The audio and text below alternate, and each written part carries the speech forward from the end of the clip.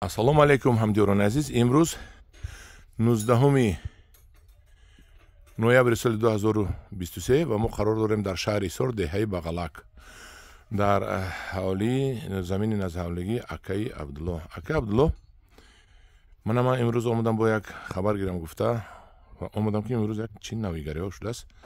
Мана дар танаи ин коғазҳо нависондагӣ чӣ нависондагӣ аст ҳозир мехонем. Ин Диловар Фархор. این چی معنا دارد؟ اگه این کاغذ شما دلوار فرخور اینش چی؟ این رستم وحدت. ما نمره تلفنشون در دفتر نوشتگیم. نه این کیان اینا؟ این کسی که در همین خیلی ما در زکاس کردگیم اومدن در اینا؟ دفترشون می نویسه، در دفتر ما نوشتگیم چی انگورو میگیرن در تنی انگوروشون. من همین خیلی دراز خشوم من همین خیلی اخیرش انا کدومش که چوش رسیدگی مثلا 2 متر 3 متر چنه هوا انگوره که مثلا 1 متر 1.5 متر 1.20 همین چو رسیدگی همون ما همو قبل بریده تیار کرده. انا همین خیلی نامای آدمای نوشتگیم که وقتی گفتیم که آمده چی که کرده یگان تاش پیش پرداخت کرده یگان تاش بسیار مثال موندگی گفتگیم که وقتی که آمده انگور تا نگرفته مبلغش بعد همونجا چند نمود انگور دارید در اینجا شما که؟ حاضرش گفتم که اینجا انگورا بسیاره یک خیلیش مثال 1 دانه 2 دانه منرخ دیگه چیا هسته. اساسا انگورای فروشی قریب زیاده 15 نمود انگور حاضر هسته. اساسش بسیار اواتر دارید ها؟ اواتر بسیارتر دارید دیگرش کمتر دارید. حاضر خیلی میریم دیگر جوش یک نورگریم کنی اون طرفش. انا همدیوری عزیز اومدیم دیگر طرفی. وای این نبینید قلمچه بیریشه رو بینید در یک سال چقدر کرده است اکای عبدالله. ما تو باید کردیم 6 متر کردگی هستی اکای عبدالله در حقیقت انگور پروری زور. انا که میبینیم قهاروف بهادور قبادیون عبدالخیر ویلس فایزیدین شهر دوشنبه دلوار فرخور. این برای خودمون یک تمونده برای خودتون مونده. من همدیوران عزیز آدمایی که علاقه خریداری کردن اومدن علاقه یک 30% این رو نوشتن کی چی میگیره و از کجا و انتخاب کردن این برای خودمون نشونده است. انتخاب کردن موندن که ما خریداری کرده میبریم. همدیوران عزیز من دیر نکنیتون من اونجا پر از همش نوشتن علاقه آدما اومده کدامتون که میخریتون میبریتون اومده یک بار کنده میبریتون کدامتون که نمیگید من بعدتر میبرم اومده نوشته میکنید و بعدتر میبرید. من ها اونجا پوری نوشته است ببینید من اونجا نوشته کردگی است. من دیدید آدم‌ها کدامش که انتخاب میکنن از بین همین انگورها می نویسونن نامشون رو میبرن یا اینکه یک ورق کنده میتید میگیرد میبرن. خوبش کنده گرفته برید نویسنده بود این بار نه. روی خاطر چی همین را نوشتیم؟ یا روی خاطر که همین درخت انگور کمتر موندگی بود.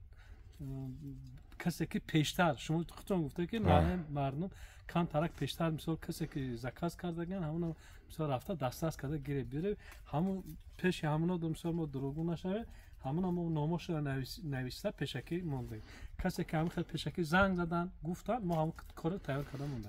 بهترین همدیوران عزیز من حاضر رقم تلفن اکای عبدالله را در قبط اعلان میمونم. نرخ نایاش رو قطع اکای عبدالله گپ میزنید. نرخ چند گفته پرسیدم هیچ کمیتری نمیداد به شما. اون اکای عبدالله زنگ میزنید اومده از همین پیتومنیکی اکای عبدالله این رو خریداری میکنید. من هوا نیستم اونجا هم کتکتاش علاقه انا علاقه وای کردیم خریداری کردم. همدیوران عزیز یک چیزی گفت اکای عبدالله رکلام میکند که عموما قریبی به پول فروخته شده است. این درخت لیمون کلونیاش رو بینید 7 ساله 8 ساله تا 10 ساله را 300 سوم 200 سوم گفته ایستاده است. اون بستگی است بینید لیمون انا بینید بوناشو بسیارش رو چیند اینش رو بینید 6 ساله همین ها همین کلون رو 300 سوم 200 سوم میگید شما. آفرین به شما این رو هیچ کس من شخصا نمیدادم این لیمون رو کلونیاش رو بینید 200 سوم این قدری مهنتی صرف شده است در اینجا اکای عبدالله با کدام مقصد دادنی است نمیدونم بگمانم که اینجا خالی کرده یگان چی دیگه شینوندنی است برای هوای ارزان دادنی است نباشم این درخت رو این کس ارزان هیچ وقت این خیلی لیمونا هیچ کس 200 سوم نمیتاد این لیمونا بینید این کلید که 200 سوم میتاد این لیمونی که درختی 10 ساله و 12 ساله و 8 ساله رو من همدیگران عزیز با میتونید در قطار همین درخت های انگور ها درخت برای همین قطار انگور آن دفترش رو بینید اینه دیدید نویسندگی است فامیلوش که نویسندگی آدمایی با فامیلوش نویسندگی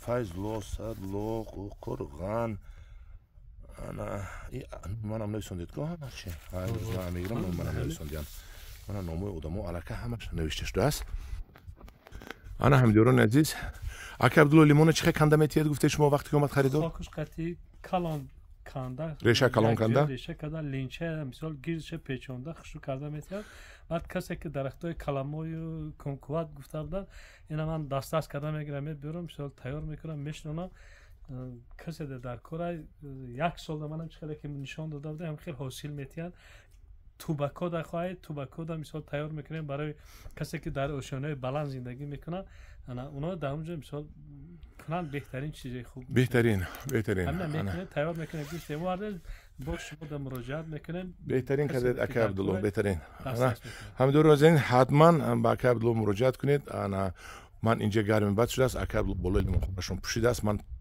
شب شتای عرق شدم برای های نوار رو با آخر میرسونم اکا عبدالله نادرست کردن من حاضر باز توصیه میدیم که کشوین گردشون رو انا اکا عبدالله در پناه خدا باشید لیمون خری بیاید درخت لیمون درخت انگور خر بیاید در پناه خدا باشید با گروه انگور و باغ باشید